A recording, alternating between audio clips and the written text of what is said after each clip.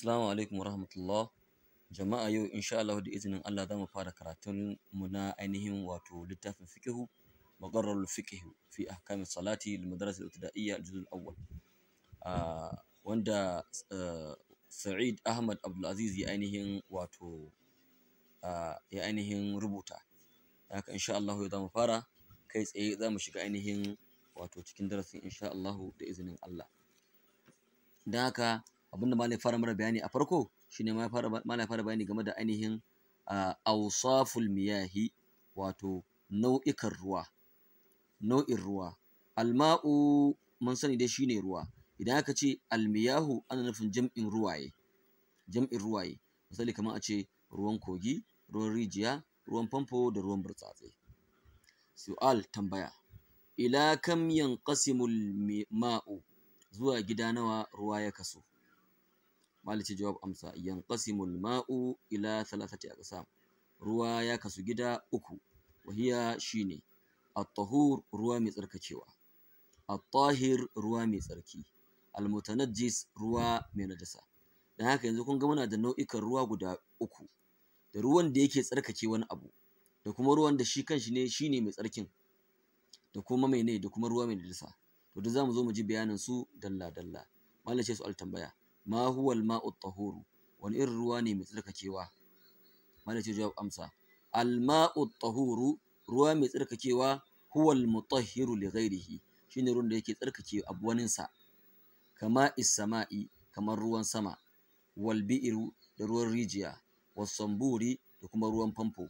Li qawlihi ta'ala, saboda faɗin Allah madaukakin sarki da yake cewa: wa anzalna minas sama'i ma'an tahura, lallai mun saukar da ruwa mai tsarki daga sama. To kun ga duk wannan shine mutum zai amfani da shi wajen wankan janaba, wajen tsarki da sauransu. Su'al, tambaya: ma huwa al-ma'u at-tahir, wani irin ruwa ne mai tsarki? Kun ga ruwa na biyu kenan, kalar ruwa na biyu kenan. Jawab amsa, malai ce al-ma'u at-tahir, ruwa mai tsarki, huwa alladhi taghayyara bi shay'in tahir, shine ruwan da ya canza amma da wani abu mai tsarki a cikinsa.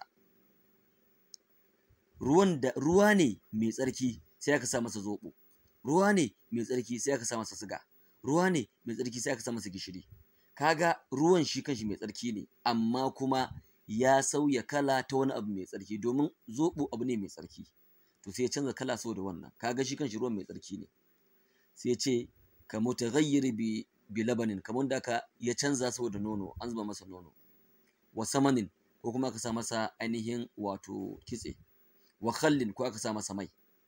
Kaga asalin ruwan mai tsarki ne, amma ba zai tsarkake ba, don ba za ka yi alwala da ainihin zoɓo ba, ba za ka yi alwala da ruwan da aka sa masa siga ba, ba za ka yi alwala da ruwan da aka sa masa gishiri ba, amma asalinsa mai tsarki ne.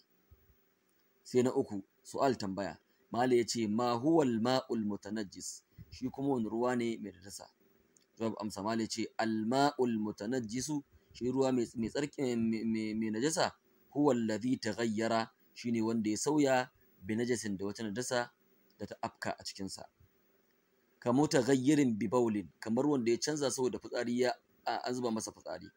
Wa gha'idin, ko kuma ya canza saboda ainihin bayan gida. To kun ga wannan shine ruwa mai najasa.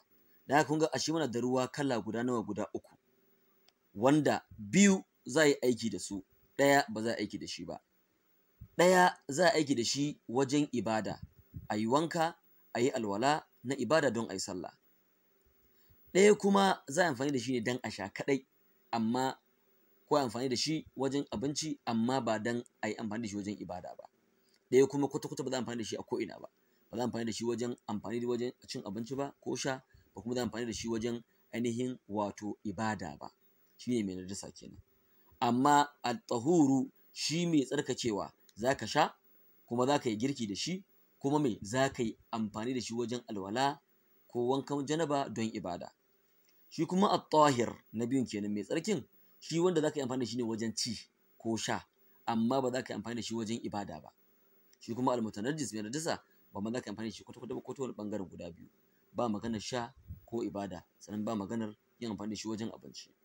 Allah ya sa mu dace. Za mu tsaya a nan sai ainihin darasi na gaba. Mu haɗu da ku a darasi na gaba. mai gabatarwa Muhammad Idris Kumbash. Ku ainihin danna ma wato ku ci gaba da kasancewa tare da mu a wannan tasha tamu mai albarka don samun darasin da suka shafi addini. Wassalamu alaikum warahmatullahi wabarakatuh. Mun gode.